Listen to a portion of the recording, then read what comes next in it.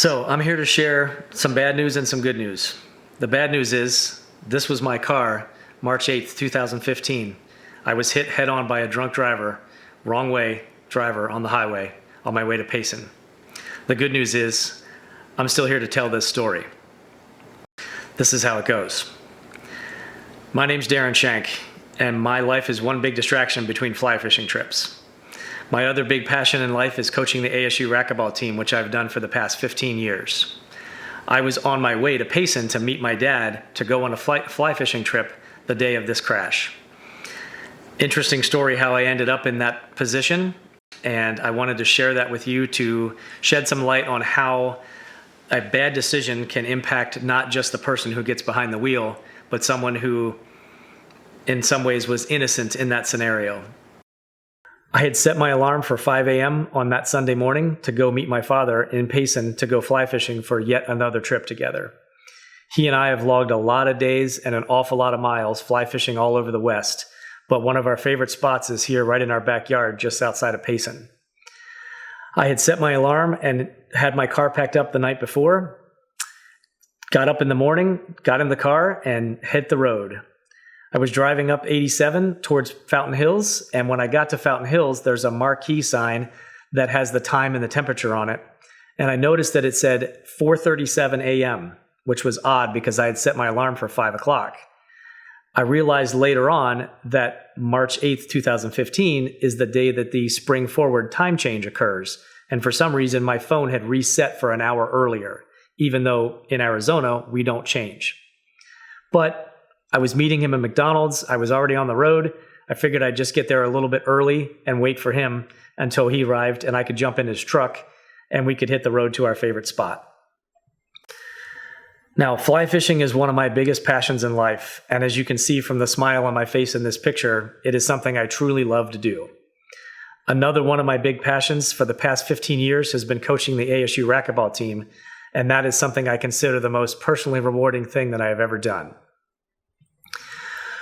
So as I'm continuing my trip, I'm headed up the hill to Mount Ord, which is the largest mountain between Phoenix and Payson. And just as I get to the top, I look down towards the bottom of the hill and I can see that there's a construction zone there. The yellow lights are flashing in the dark. One of my favorite songs comes on the radio, so I leaned forward and turned up the music a little bit. I've done this trip down that road hundreds of times. I kind of joke that I could almost do it blindfolded. As I work my way down the hill and I get to the last curve, I got to the construction zone and there was concrete barriers on either side and it pinched the road down into one lane of the highway. I'm in my 2014 Toyota Camry, which sits pretty low.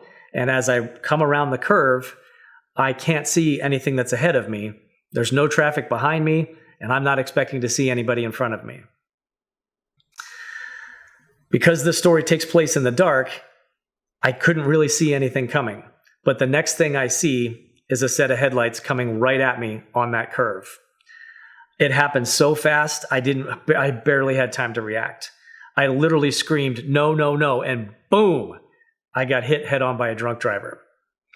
I came to a screeching halt. I was probably doing about 65 miles an hour, and I have to assume the other driver was as well.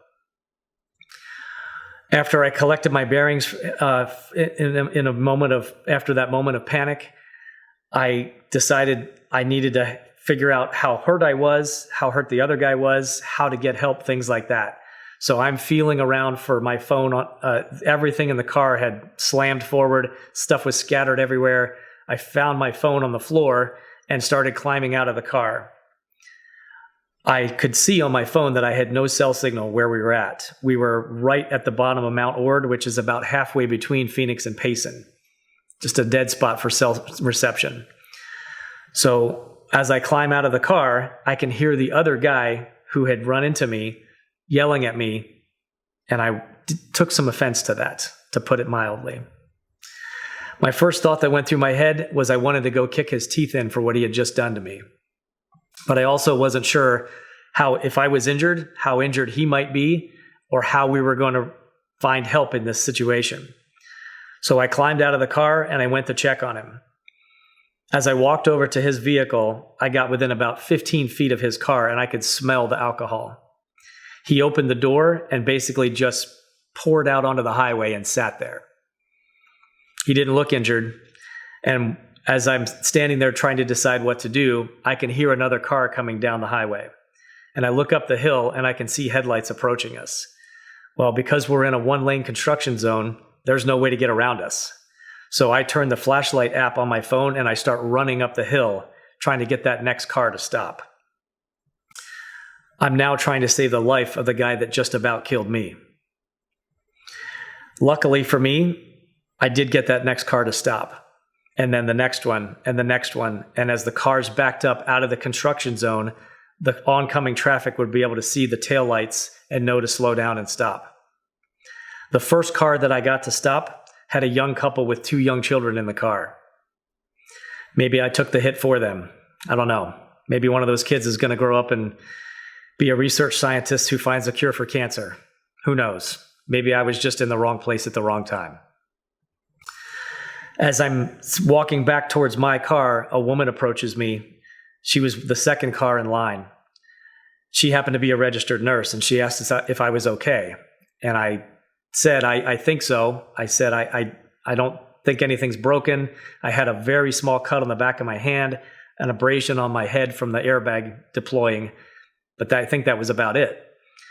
I was shaking from the experience, and it was also cold. And so she said, why don't you go sit in my car and wait until the paramedics arrive?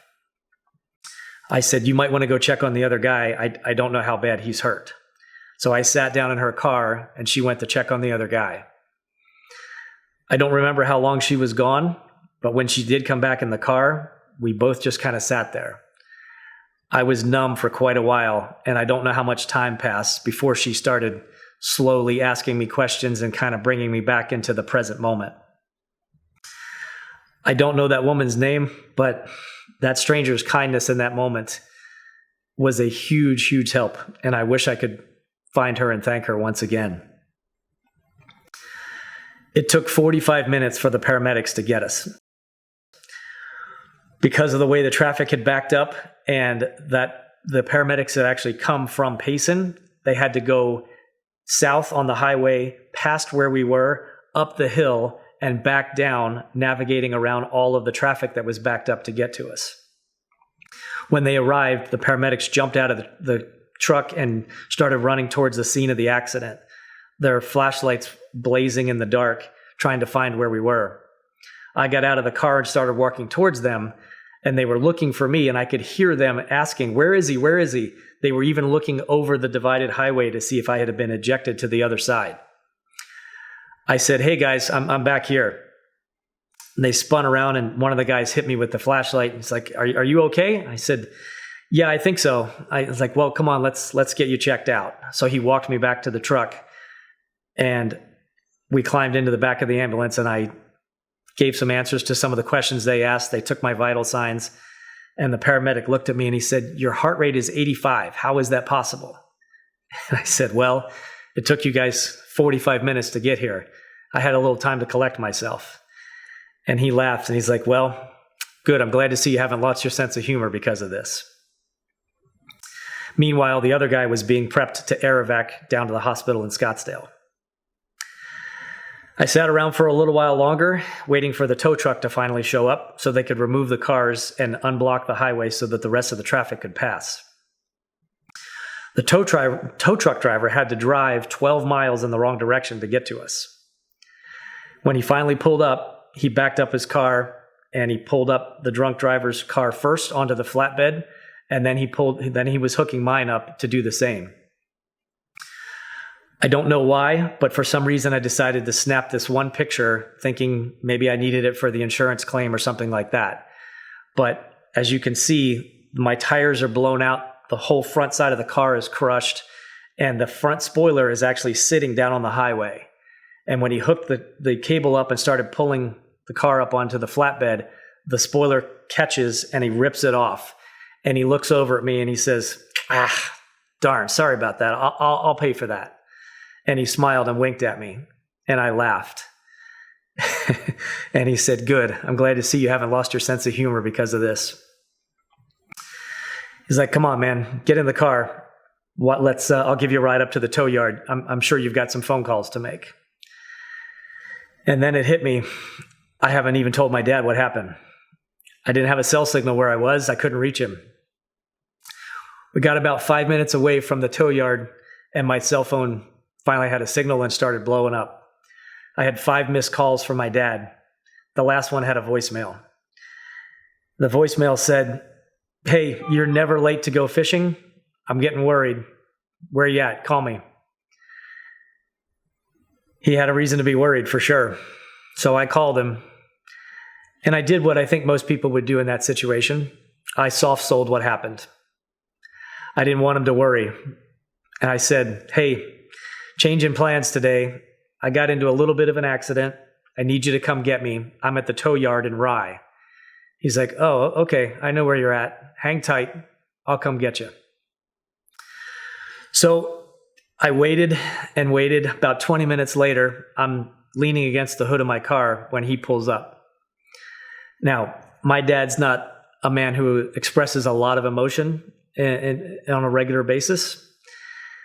As soon as he stepped out of his truck and he saw my car, he started to cry. And all of a sudden it hit me what I had just been through and how lucky I was. He ran over to me and gave me a hug. And here I am, a 45-year-old man crying like a child in my father's arms, thankful to be alive. It's a moment I'll never forget. I signed some paperwork. I climbed into his truck and we headed back home. We weren't going fishing that day. About halfway home, I'm thinking of the ripple effect that this would have had on all of the people in my life if I'd have died on the highway that day. The next phone call was to my girlfriend, who by the grace of God is now my wife. She picked up the phone, not expecting to hear from me that early in the day. And she could tell by the tone of my voice that something was wrong. I told her the same thing I told my dad. Hi, honey. I got into a little bit of a car accident. We're headed home. I'm okay, but I'll be home soon. But I'm a terrible liar, and she knows that. She knew it was a lot worse than I was letting on. That 2-hour ride home was an agonizing amount of time for me and for her, I'm sure. I know what she wanted. She wanted to hold me in her arms and make sure that I was okay. When we pulled into the driveway, she ran down and practically tackled me, put her arms around me and squeezed me so hard. And we stood there and cried together as I watched my dad drive away. I was so lucky to still be alive. So thankful that she didn't have to come to my funeral after something like this.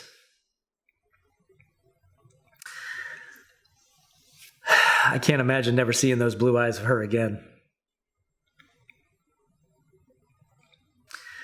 But like I said, I was lucky. I walked away from this.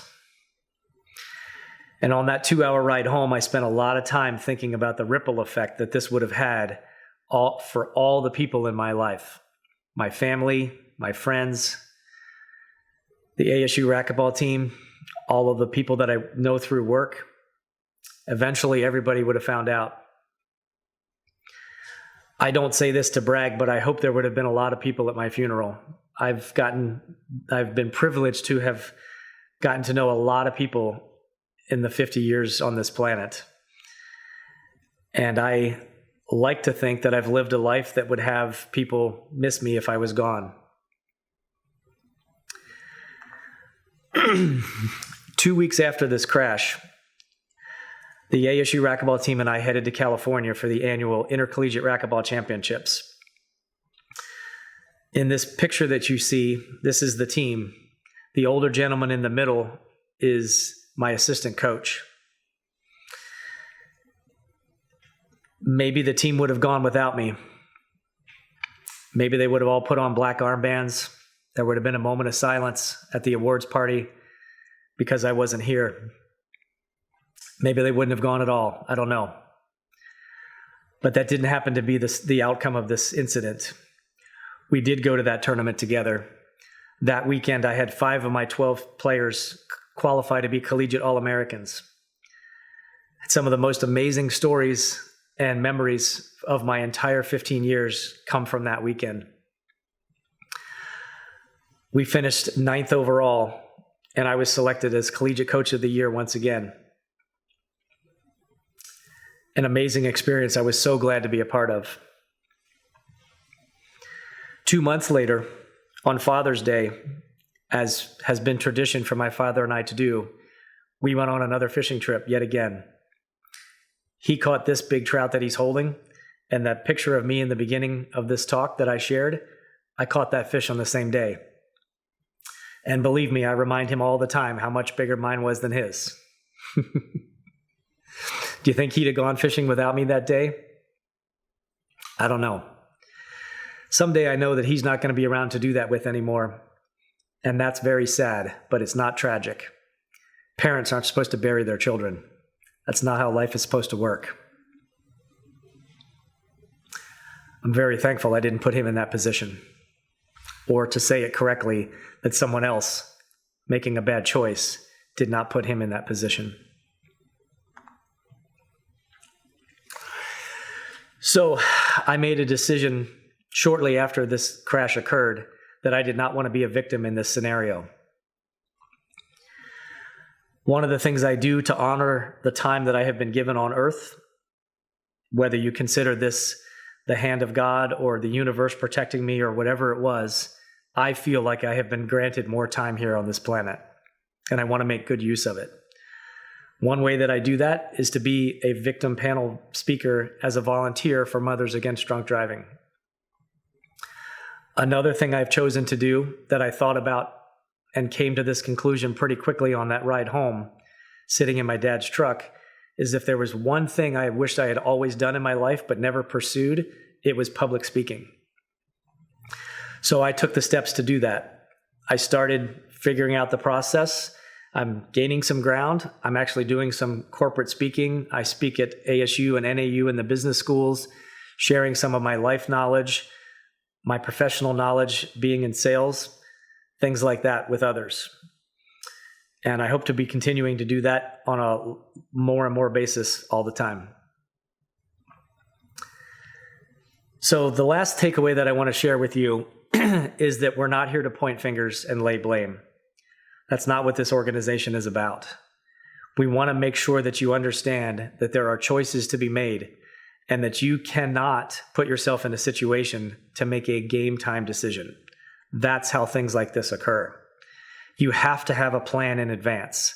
You want to make sure that you are going to call for a Lyft or an Uber ride home, or that you're going to go with a friend and have one of you be a designated driver, or have people to your house. That way you're not out and about, and make sure that you take care of the people you invite as well.